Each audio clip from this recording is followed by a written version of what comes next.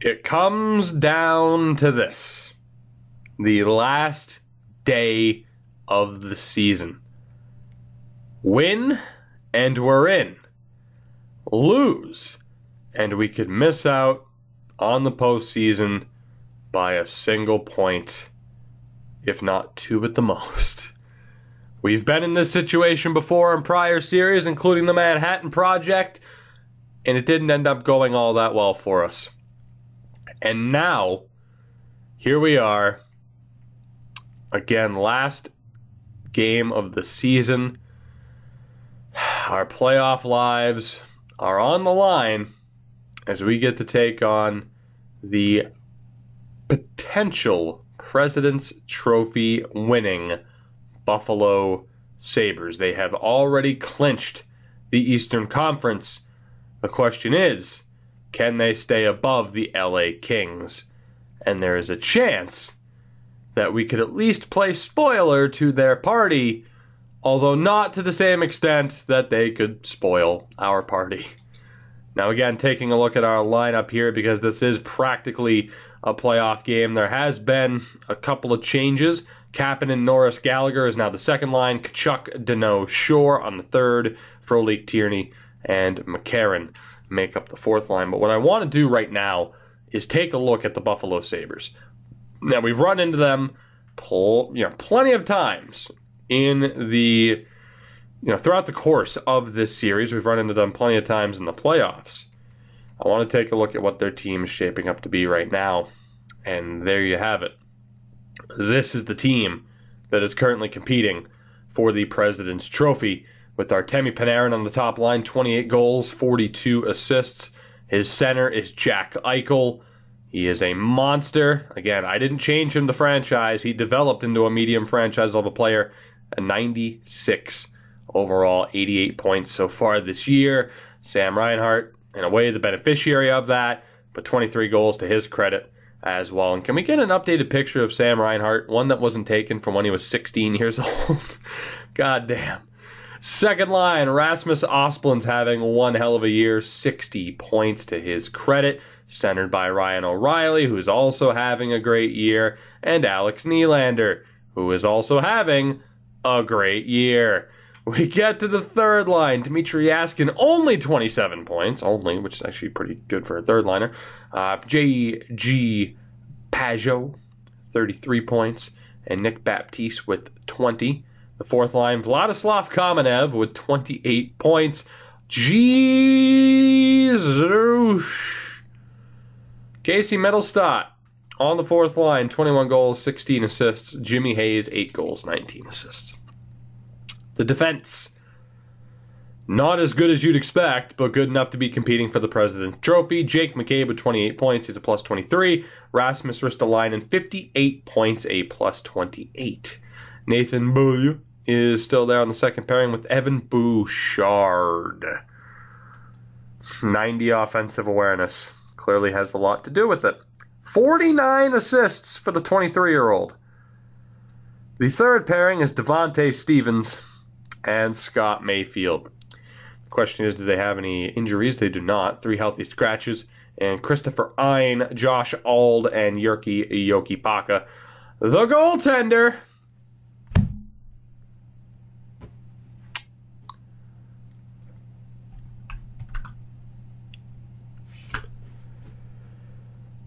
The next time somebody tells me that there's a perfect formula to this game,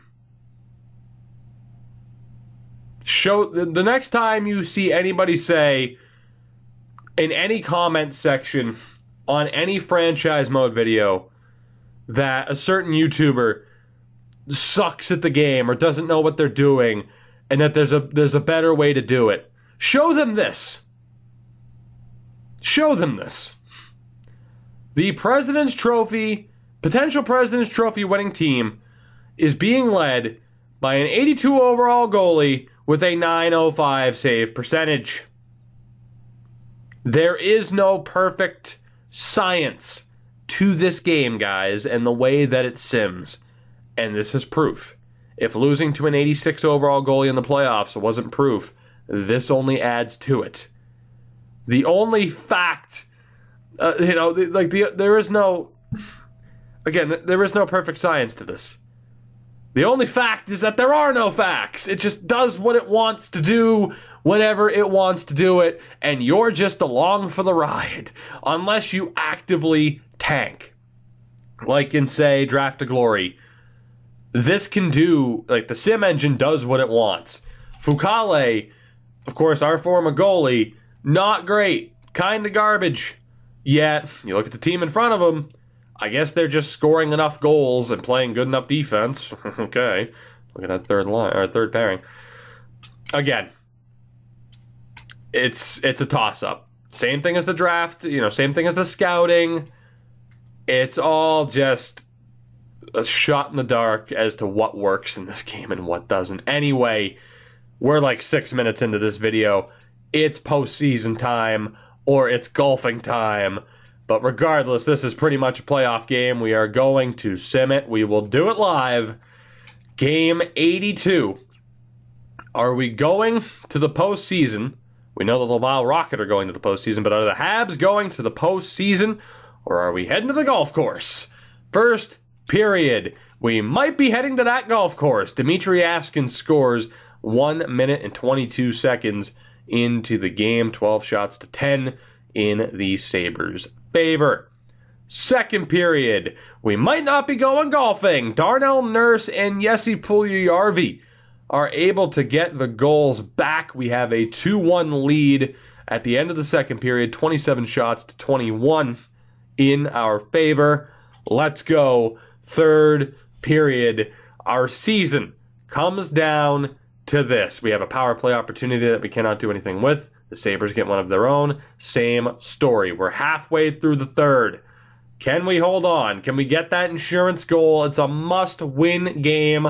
2.5 minutes to go. And the Montreal Canadiens, off the back of a great performance from Darnell Nurse, Jesse Puljujarvi, and the insurance goal from Joshua Norris, may just be heading to the postseason. A 3-1 win over the Sabres in Game 82. Carey Price with 31 saves is able to outduel Zachary Fukale, and that may have just sealed it. And indeed it did. With that victory, we have Tampa beaten on tiebreaker. The question is, are we playing Buffalo as the 8th seed, or are we playing somebody from the Metro? Let's find out. And the good news is, if it's Buffalo, we at least know what their lineup looks like already, right? By the way, though, since it's the last day that we can look, down in the AHL, if it wants to load over, well, it didn't for the moment. By the way, unfortunately, we didn't pass up Ottawa. 119 points for the Laval Rocket. They won the conference despite their, ridiculous amount of changes to their lineup throughout the course of the year. Having Frolik and then being like, no, here's Joel Farabee instead. I'm intrigued to see what they can do in the postseason. So we'll obviously be keeping an eye out on them. The question is it Buffalo or the top team from the Metro? Let's find out. Who is it going to be? And it is the, drumroll please, that's the Buffalo Sabres. We are the 8th seed. The good news is we probably cost them the President's Trophy. I came very, very close to saying a word that might not be advertiser friendly. Cockle-doodle-doo. Anyway, let's take a look here. Did Buffalo win the President's Trophy? They did not. Suck it, Buffalo. Second best yet again. Wide right. I got to get my shots in now before they curb stomp us in the postseason. The good news is you already know their lineup. You know our lineup, so we can just jump straight into this postseason series. I hit the wrong button. That is okay. We walk in to this series having beaten them the game before. Although, you guys pretty much know all the point totals, right? We kind of went over it. Here, you know what? Just in case we didn't. There you go. You can pause if you want to look at point totals. Quentin Hughes finished second on the team in points. But there you go. You can look at it on your own time, just so that we can actually get to the postseason here. because we're almost 10 minutes into the episode. Great season for Frolik, sure, and others, but again, case in point, they are not currently with that team. They are currently with the Habs, getting ready to face the Buffalo Sabres. Let's take a look here. I saw Ivan Kosarenkov there. Tyler Seguin led the league in points. Let's go. We just proved to ourselves that we can beat Buffalo. The question is, can we do it over the course of a 7-game series? I certainly hope so. Game 1 in Buffalo. The Laval Rocket are playing the Binghamton Devils. We'll keep an eye out on that series. First period. And it's a barn burner to start. Josh Norris picks up where he left off, scoring 59 seconds into the game, only for Jack Eichel to tie it less than 2 minutes later. Under 3 minutes later, Jake McCabe makes it 2-1. Sam Reinhart makes it 3-1. Brady Tkachuk is able to get a goal back, though, with 2 minutes and 8 seconds left in the period. 3-2 lead for Buffalo. They outshot 17-7. Second period is scoreless. That is a disaster for us. 31 shots to 13 in the Sabres' favor. We weren't able to get to Fucale in that period. We're certainly going to have our work cut out for us here in the third. Let's go now. We need a goal halfway through the third period. Drouin, Pacioretty. I can sit here and name all the big-time players. Somebody has to show up right now, please. And the Buffalo Sabres take game 1. A 5-goal first period. And shutouts from that point on from both goaltenders. 40 shots to 27 in their favor. And a 3-2 victory on the scoreboard. 2-point night for Sam Reinhart. He was the first star of the game. That is incredibly disappointing, as we are now trailing in the series. Speaking of trailing in the series, the Laval Rocket also managed to lose game 1. We are going to jump right into game 2 without making any lineup changes. Of course, the goal, as always, when you start a series on the road, win at least 1 game out of 2. Make it happen. First period, not a great start. Ryan O'Reilly strikes again. We outshot them 7-5. They walk away with the only goal. Second period doesn't get any better. Jack Eichel gets the lone goal of the period. They're now outshooting us 17-13, and that starts up the third period, where we are in a bit of trouble. Thankfully, Darnell Nurse snaps this streak of 4 straight shutout periods for Fucale. Unfortunately, Dmitry Askin gets the goal right back just over 2 minutes later. Halfway through the third period, we are still down by 2 goals, and I think that's pretty much going to be all she wrote here, guys. The Sabres bounce back from losing to us on day, I was going to say day 82. It was game 82. Askin gets another one, his third of the series already. And the Sabres have a 2-0 series lead as, of course, surprise, surprise, yet another former goalie of ours who ends up on Buffalo turns into a goddamn magician just in time for the postseason. So that is just tremendous. What is happening? Somehow, some way, Buffalo, not Boston, but not Toronto, not Ottawa, but Buffalo. They are proving to be our biggest threat. Now, here's the thing: we're not getting really anything out of anybody at the moment. So we're going to go with a more, what I'll call, ideal setup. Potentially. Sure, why not? Let's go with Brady Tkachuk on the right, maybe. How do I want to do this? How do I want to do this? You know what? That looks fine. Screw it. We'll try it. Why not? What's the worst that could happen as Girard and Shattenkirk are getting picked apart? Oh, that's great. That's just great. I mean, Girard had a good season. 35 points. Victor Mete might be what we need, though. Potentially. Let's see. Carey Price. Not good enough, buddy. Not good enough. Game 3. Let's go. Keeping the team relatively the same at this point in time. Same personnel at least, different combinations, and we'll hope for the best.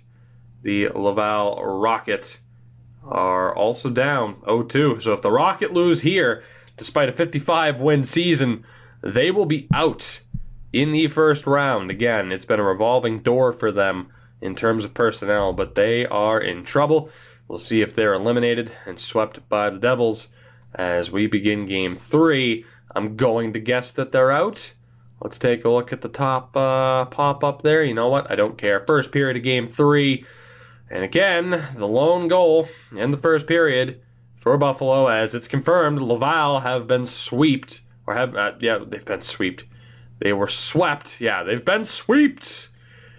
Frickin' English, man. They've been swept. Swept away like my hopes and dreams of finding success with Carey Price and this team. See how I bring that back together to make up for the fact that I just said something incredibly stupid.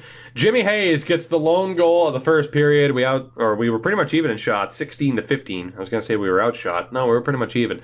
Second period, that helps a little bit. Matt Dumba ties it. Ryan O'Reilly restores the lead, only for Jonathan Drouin 41 seconds later to tie the game yet again. We're outshooting them 30-25, tied at 2 apiece on the scoreboard in what is a must-win game on home ice. We have a power play chance that we cannot capitalize on.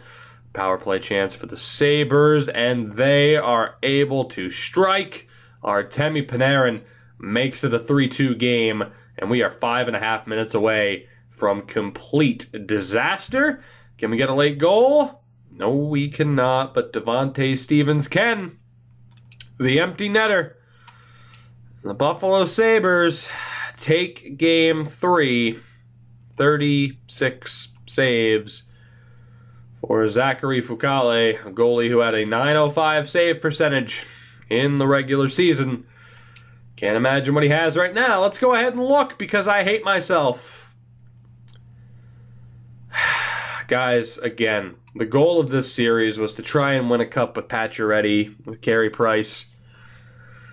I think we might have to wave the white flag. I think we finally have to give up.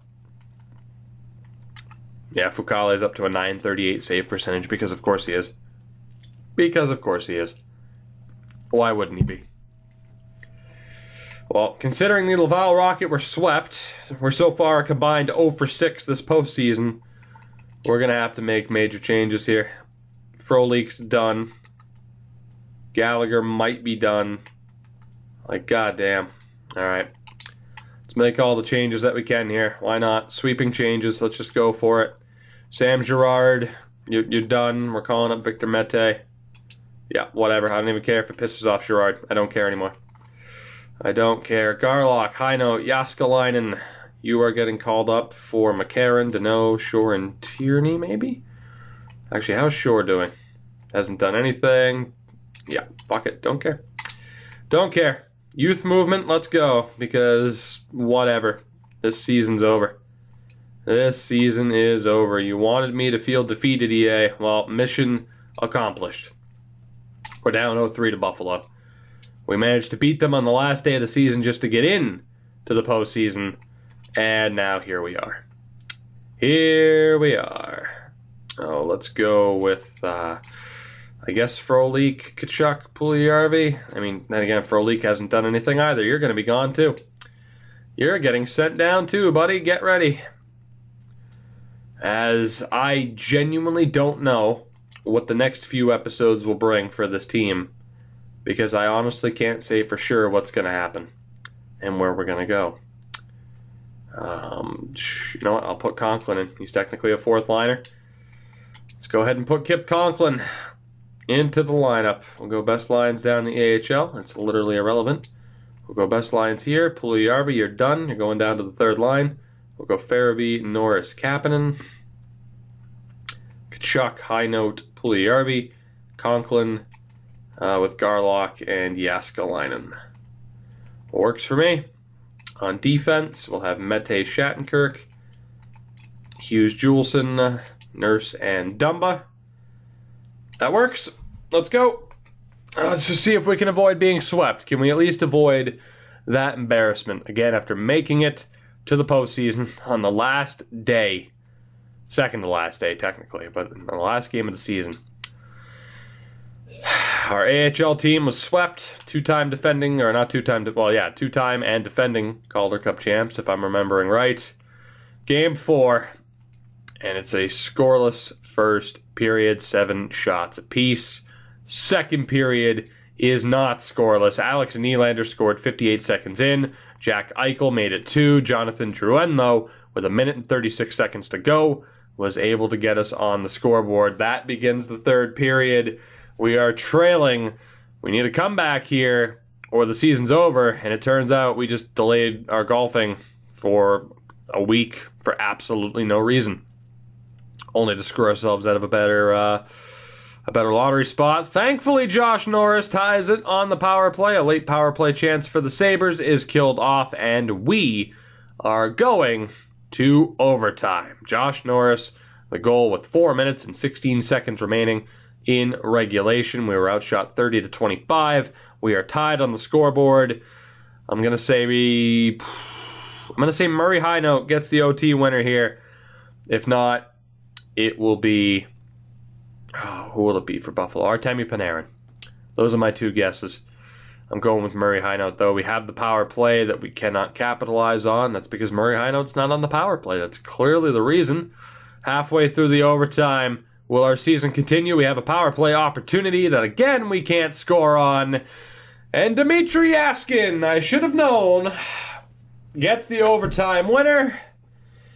And the Buffalo Sabres have swept the Montreal Canadiens.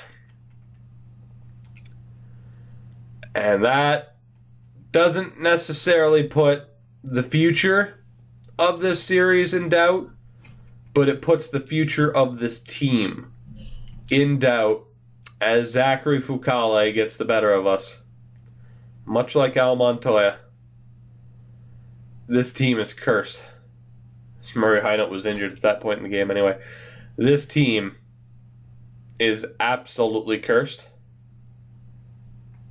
Both teams swept in the first round. I don't even care to look at playoff stats. Who cares? When you get swept, guess what? Everybody underperformed. And now, needless to say, we are in quite the predicament where I'm not exactly sure what this team is going to look like heading into next season, because I think that genuinely I think it's finally time to abandon ship on the plan here. Difference is, of course, between this and the Manhattan Project is Henrik Lundqvist's age. You really only have a few seasons where, I mean, we've had Carey Price's prime to try and win, and we haven't been able to do so. And that led to this, where we win to get in, and then we get swept. Because again, there is no rhyme or reason to the sim engine. It just does what it wants, even if we arguably deserved a little bit better than that on both the NHL and AHL level. So to finish up this episode, and, you know, if I sound defeated, it's because I am. It's like I'm not even surprised anymore, really. Another year, another disappointment. It's not as if well, it's funny because as a Boston sports fan, I was starting to forget what that felt like, really. But Habs fans, boy, you guys know, you know this feeling quite well, don't you? Calm down, it's a joke, damn it. Again, there's no magic answer to how to find success in this game. Sometimes it works, sometimes it doesn't, as this team continues to fail. As we take a look there at the lottery results, the Vegas Golden Knights end up with the first pick. Of course, we do not have a lottery pick, but that fact may just change. I don't have a set plan at all for next episode. I don't have a clue. I don't know who's going to be traded, who's not going to be traded, what we're going to do. I genuinely don't know. But all I can say is that at this point, changes have to be made. Plans have to be reconsidered. And certain tenures with the team may just end.